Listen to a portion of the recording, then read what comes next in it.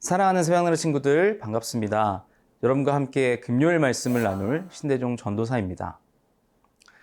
우리가 하는 모든 일에는 시작이 있고 끝이 있습니다.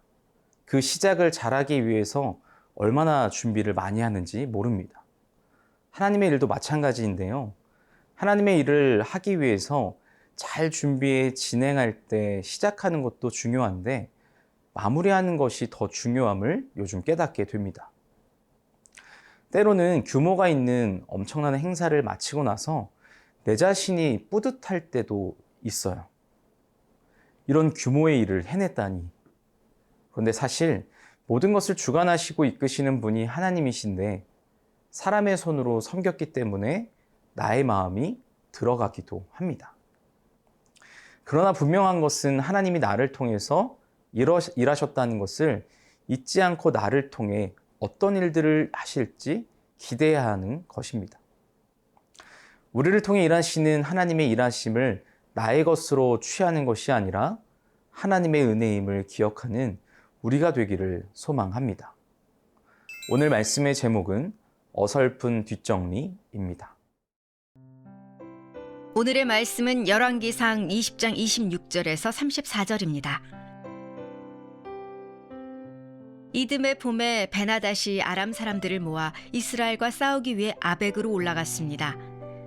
이스라엘 자손들도 소집돼 물품을 공급받고는 그들에게 맞서 나갔습니다. 아람 사람들이 온 들판을 가득 메운 것에 비해서 그들 맞은편에 진을 친 이스라엘 자손들은 마치 두 무리의 염소떼 같았습니다. 그때 하나님의 사람이 와서 이스라엘 왕에게 말했습니다.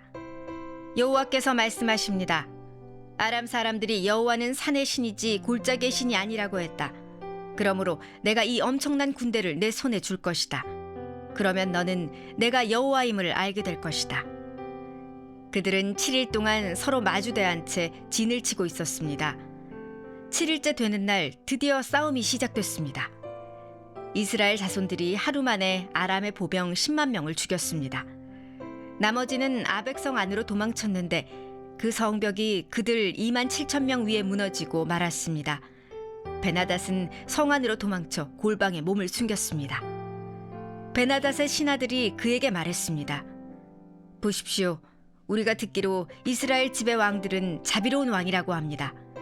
우리가 굵은 배를 허리에 메고 머리에 밧줄을 두르고 이스라엘 왕에게 나가면 이스라엘 왕이 아마 우리 목숨을 살려줄 것입니다. 그들은 허리에 굵은 배를 메고 머리에 밧줄을 두르고 이스라엘 왕에게 가서 말했습니다. 왕의 종 베나닷이 나를 살려주소서 하고 말합니다. 왕이 대답했습니다. 그가 아직 살아있느냐? 그는 내 형제다. 베나닷의 사람들이 이것을 좋은 징조로 여기고 재빨리 이 말을 받아 말했습니다. 그렇습니다. 왕의 형제 베나닷입니다. 왕이 말했습니다. 가서 그를 데려오너라. 베나닷이 밖으로 나오자 아합은 그를 자기 전차에 태웠습니다. 그러자 베나닷이 제안했습니다. 내 아버지께서 왕의 아버지에게서 빼앗은 성들을 돌려드리겠습니다. 또 내 아버지가 사마리아에 시장을 만든 것처럼 왕도 다메섹에 왕을 위해 시장을 만드십시오. 아합이 말했습니다. 내가 이 조약 때문에 당신을 놓아주겠소.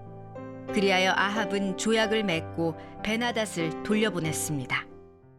하나님을 제대로 알지 못하는 아람 사람들의 패배를 기록하고 있습니다.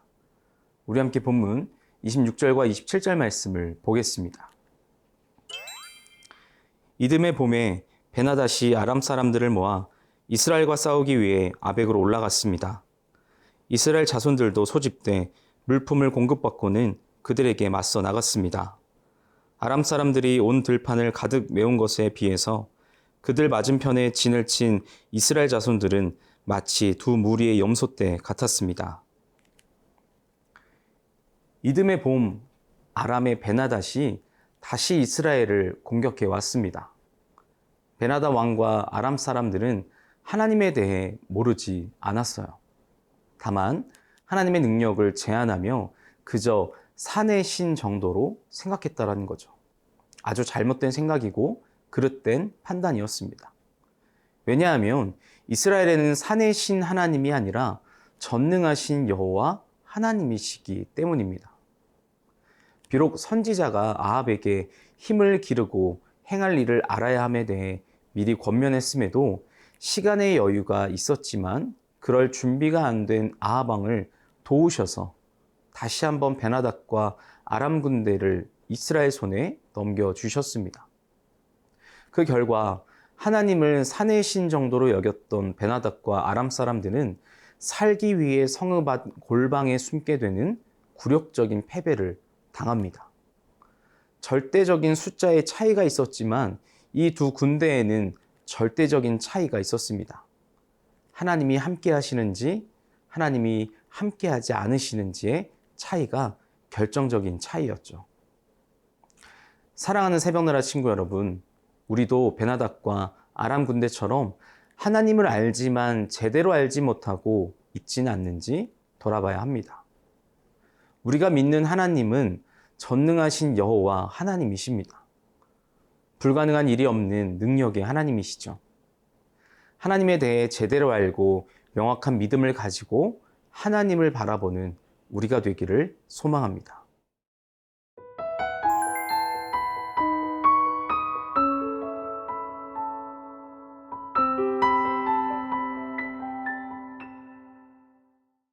하나님께서 그렇게 승리의 길로 이끄셨음에도 여전히 깨닫지 못하는 이스라엘을 보게 됩니다. 우리 함께 본문 34절 말씀을 보겠습니다. 그러자 베나닷이 제안했습니다. 내 아버지께서 왕의 아버지에게서 빼앗은 성들을 돌려드리겠습니다. 또 내 아버지가 사마리아의 시장을 만든 것처럼 왕도 다메섹의 왕을 위해 시장을 만드십시오. 아합이 말했습니다. 내가 이 조약 때문에 당신을 놓아주겠소. 그리하여 아합은 조약을 맺고 베나닷을 돌려보냈습니다. 하나님은 이스라엘에게 베나닷과 아람 군대와의 전쟁에서 승리하도록 이끄셨습니다. 그렇게 이스라엘을 두 번이나 침공하고 모욕적인 언사를 내뱉었던 베나닷은 목숨을 구걸하게 되었죠. 완벽한 승리를 이끄신 하나님께 아합 왕과 이스라엘은 영광과 찬송을 올려드려야 했습니다. 그런데 마무리를 하나님의 영광을 위해 하는 것이 아니라 자신의 생각대로 하나님의 은혜가 흔적도 없이 사라지게 되는 선택을 하게 됩니다. 베나닷은 자기가 빼앗았던 성읍을 모두 돌려주고 아람의 수도 다메섹의 아합 왕을 위한 거리를 만드는 조건으로 목숨을 건졌어요. 아합의 이 선택은 하나님의 뜻에 합당한 것이 아니었습니다. 게다가 이스라엘은 그 조약으로 아무런 유익도 얻지 못했다라는 거죠. 이후에 베나닷을 죽이고 아람의 왕이 된 하사엘은 베나닷과의 조약을 무시하고 이스라엘과 전쟁을 벌였고 아합의 아들 요람이 예후의 손에 죽게 되는 결과를 맞게 됩니다. 결국 이 모든 일이 하나님과 그 백성을 도발했던 자를 심판해야 하는 아합 왕이 지금까지의 승리를 자기가 이뤄낸 것처럼 생각했기 때문에 일어난 것이죠. 하나님의 은혜를 잊은 자에게는 이와 같은 결과를 맞게 될 뿐입니다. 사랑하는 새벽나라 친구 여러분, 우리가 누리고 있는 것은 모두 하나님의 은혜로 주어진 것입니다. 그런데 이것을 잊거나 모르는 사람들이 너무나 많다라는 거죠. 우리의 모든 것이 하나님께서 부어주시는 은혜임을 기억하고 하나님께서 주신 은혜를 내 것으로 취하지 않는 우리가 되어 우리의 모든 것을 통해 하나님만 영광 받으실 수 있는 도구가 되어 하나님 나라를 위해 쓰임받는 우리가 되기를 소망합니다. 사랑의 하나님, 우리의 모든 것이 하나님의 은혜임을 기억합니다. 하나님의 은혜를 내가 취하지 않고 오직 하나님께 영광 올려드리는 귀하고 복된 인생 되게 하여 주옵소서. 감사합니다. 예수님의 이름으로 기도합니다. 아멘.